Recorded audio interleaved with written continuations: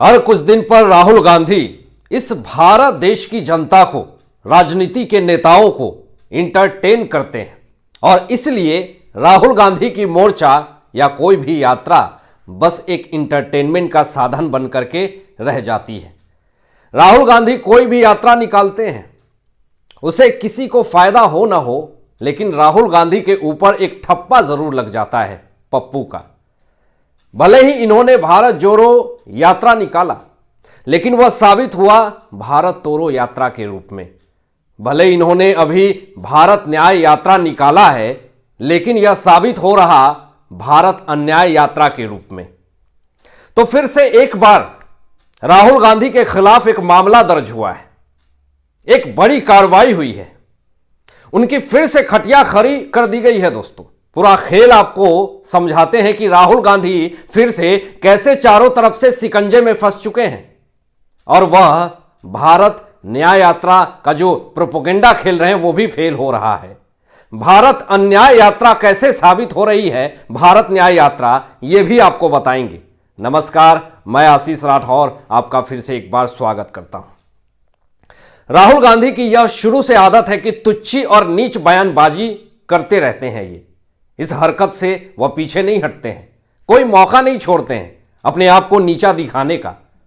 हर एक मौका उनके लिए खुला है, कोई भी रास्ता बंद नहीं होने देते हैं। बस इन्हें एक मौका मिलना चाहिए कि किसी तरीके से खुद की बेइज्जती करें और अपने आप को नीचा किसी तरीके से दिखा लिया जाए जनता के सामने। वो भी वह कहावत बिल्कुल सटीक बैठता है राहुल गांधी के ऊपर, अपनी बेइज्जती खुद करवा लेना, अपने पैर पर खुद कुल्हाड़ी मार लेना। राहुल गांधी का एक और ड्रामा सुनिए। वो कहते हैं, हिंदुस्तान के गृह मंत्री ने असम के मुख्यमंत्री को फोन कर कहा राहुल गांधी को यूनिवर्सिटी के छात्रों से मिलने मत देना। फिर हेमंत विश्व शर्मा ने यहां के यूनिवर्सिटी मैनेजमेंट को फोन लगाया और कहा कि राहुल गांधी असम और नॉर्थ ईस्ट के छात्रों से नहीं मिल सकते हैं, इसलिए मैं आपकी यूनिवर्सिटी में आपसे मिलने नहीं आ पाया। देश के गृह मंत्री और मुख्यमंत्री के बीच फोन पर हुई वार्ता का आपको कैसे पता चला राहुल गांधी जी?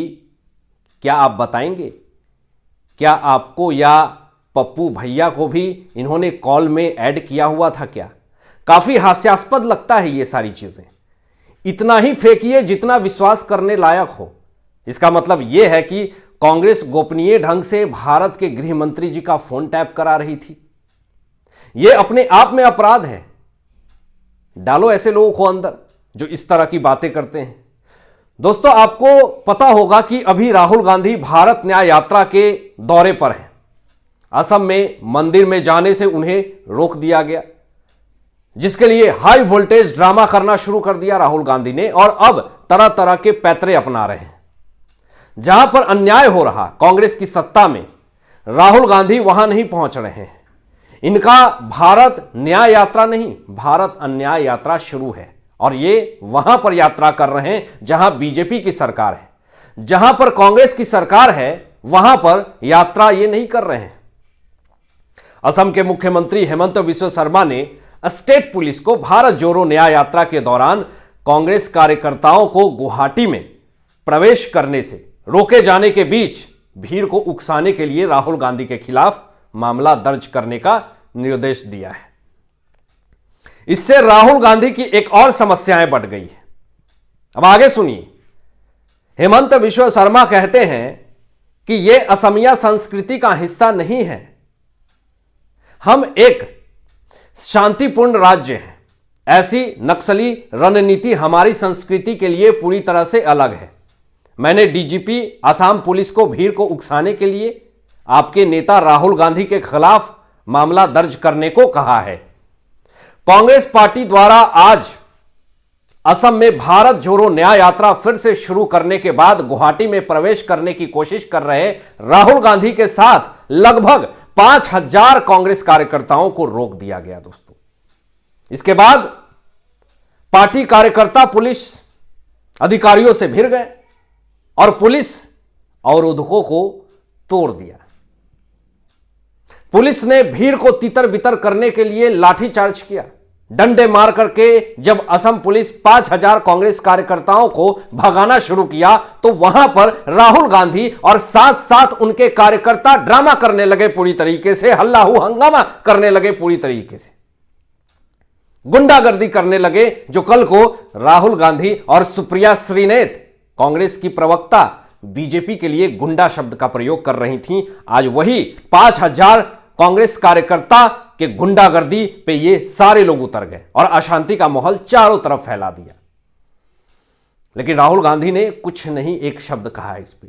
राहुल गांधी अपनी बातों से ही अपने आप को एक्सपोज कर लेते हैं, यह बात सत्य है। एक तो इतना बड़ा ड्रामा, देश में खुशी का माहौल, राम मंदिर के प्राण प्रतिष्ठा के बाद, और उस पर ये कैसे कैसे धमकियां राहुल गांधी बड़ी सभा में वर्तमान सरकार को दे रहे हैं, जरा ये भी सुनिए। गुवाहाटी सीमा के करीब एक सभा को संबोधित करते हुए राहुल गांधी ने कहा कि उनकी पार्टी के कार्यकर्ता कभी भी नियम नहीं तोड़ेंगे और कानून व्यवस्था को बाधित नहीं करेंगे। हालांकि इसका मतलब यह नहीं है कि हम कमजोर हैं, यह राहुल गांधी ने कहा। कमजोर और मजबूत की बात तो आज तक देश के प्रधानमंत्री जो सबसे उच्च पद पर बैठे हैं वह भी नहीं किया। और आप किस घमंड से यह बात कह रहे हैं कि हम कमजोर नहीं हैं?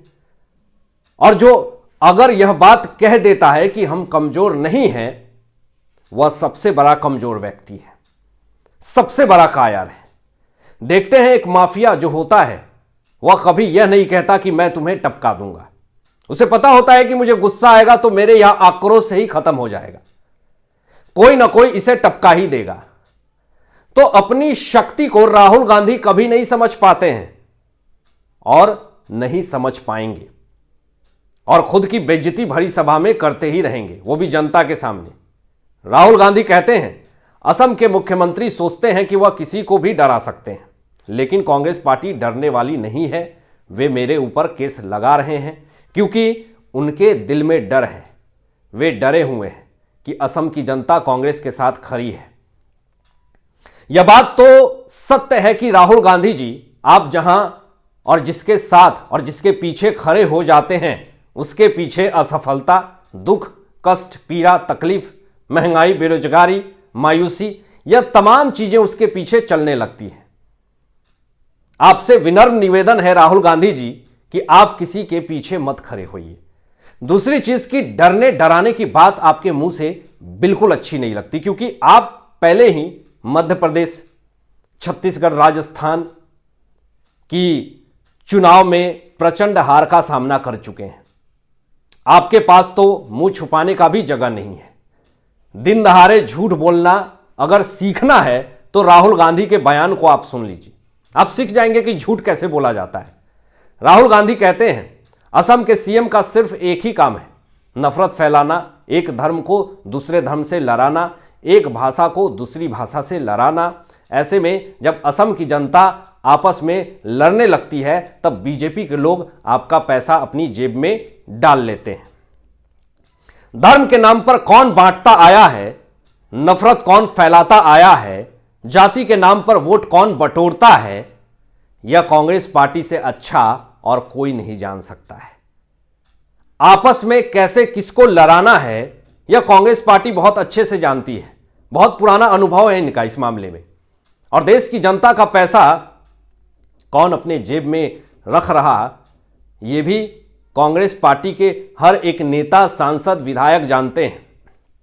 अगर नहीं जानते हैं तो झारखंड के कांग्रेस सांसद धीरज साहू से जाकर के मिल लीजिए। 350 करोड़ रुपए से ज्यादा कैश उनके घर से जब्त हुए। हालांकि आप क्या सोचते हैं इन तमाम चीजों पे, अपनी विचार व्यक्त कीजिएगा। और ऐसे ही लेटेस्ट अपडेट पाने के लिए इस चैनल को सब्सक्राइब करके बेल आइकन प्रेस कर लीजिएगा और अपने दोस्तों में शेयर जो कीजिएगा। Thanks for watching my video. जय हिंद, सत्यमेव जयते।